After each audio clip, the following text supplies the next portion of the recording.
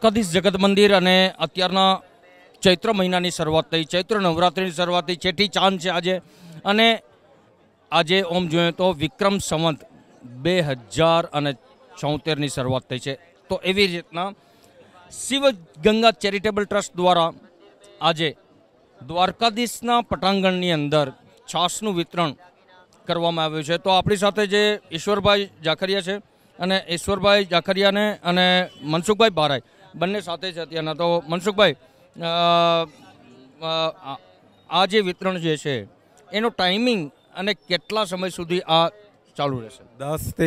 સવારે 10 થી 12:30 લગી અને આખો ચૈત્ર મહિનો ચાલુ રહેશે. અને દર વર્ષોથી કરીએ છીએ. અને લીમડાનું આની પહેલાં ચાલુ હતું, પણ લીમડો આ વખતે જરા મુશ્કેલી ભર્યું કામ હતું, એટલે એને બદલે છાશ ચાલુ કરી છે. અને આ દર વર્ષે કરતા રહેશું એવી અમારી ગણતરી છે. આ રીતે દર ચૈત્ર મહિને આખો મહિનો, અગર તો પછી આવતા વર્ષે જો કદાચ લંબાય તો મહિનાના 2 મહિના પણ કરી શકીએ. એ હવે સિચ્યુએશન ઉપર બધી આધાર રહેશે. તો એ રીતે અમે આ 1 મહિનો તો પાકું જ છે, ફાઇનલ છે ચૈત્ર મહિનો આખો. બિલકુલ. હિરણભાઈ,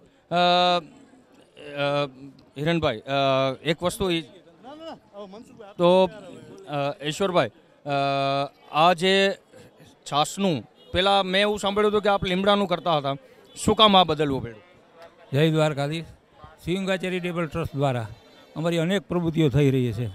અમે દર ચૈત્ર માસમાં લીમડાનું વિતરણ કરતા હતા, પણ તેમાં લીમડો તોડવો, પછી સોરવો, પીલવો, આ બધી તકલીફ પડતી હતી. ત્યારે માણસો આપણી પાસે મળી જતા હતા.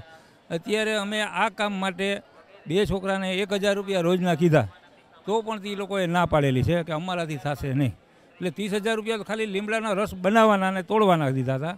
વિતરણને મસાલો બાકી રહેતો માલ. એટલે પછી અમે બધાએ વિચાર કર્યો કે આજ ફરીથી અમે દર ચૈત્ર માસે છાશ વિતરણ રાખશું. એટલે અમે છાશ વિતરણ ચાલુ કર્યું છે. તે છતાંય અમે ગમે ત્યારે પણ ઈચ્છા થાય ત્યારે અમે બધા આયોજન કરીએ છીએ. અમારા ટ્રસ્ટ મારફત અમે મેડિકલ સાધન આપીએ છીએ. અમે 2 ટાઈમ દરેક હોસ્પિટલમાં ભોજન મોકલીએ છીએ દર્દીઓને, તેમના સગાઓને. બરાબર. એ ઉપરાંત અમારી નાની મોટી અનેક પ્રવૃત્તિઓ છે. સ્વાઇન ફ્લૂ હોય કે ગમે ત્યારે હોય તો તેના ઉકાળાનું અમે વિતરણ કરીએ છીએ. આવી અમારી અનેક પ્રવૃત્તિઓ શિવગંગા ચેરિટેબલ ટ્રસ્ટ દ્વારા બધા અમે સાથે મળીને કરીએ છીએ. અને બધાનો અમને પૂરેપૂરો સાથ સહકાર મળી રહે છે. જય દ્વારકાધીશ. ચંદુભાઈ, યાત્રાળુઓને કેટલો ફાયદો થશે આની અંદર જે છાશનું વિતરણ છે?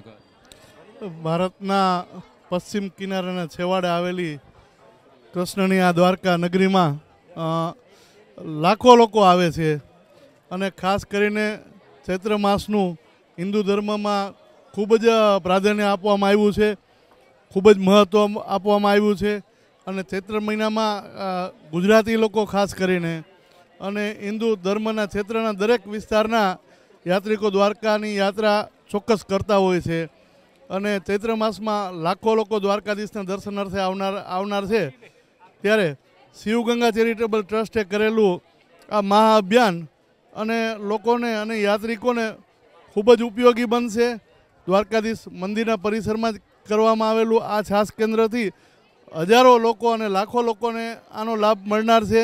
અને આ દર પ્રતિ વર્ષે શરૂ થાય અને કરવામાં આવશે તેવી પણ દ્વારકાવાસીઓની લાગણી અને માગણી છે.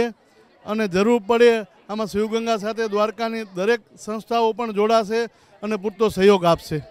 ખૂબ ખૂબ ધન્યવાદ. તો 1 મહિનાનું અત્યારના તો શરૂઆત છે જ, પણ તેમ છતાં ટ્રસ્ટ શિવગંગા ચેરિટેબલ ટ્રસ્ટ અને બીજી સંસ્થાઓએ એવું જણાવ્યું છે કે જો અનુકૂળતા હશે તો આને લંબાવી દેવામાં આવશે. અને આ આવતા યાત્રાળુઓને એક ઠંડારક થાય એવી સરસ મજાની આ એક જે છે દ્વારકાધીશ મંદિરના પટાંગણમાં છાશ વિતરણ કેન્દ્ર અત્યારના રાખવામાં આવેલું છે. તો મારા સાથે કેમેરામેન ઓમ તોમાણી સાથે હું પરેશ પાટિયા, દ્વારકા ટુડેથી. નમસ્કાર.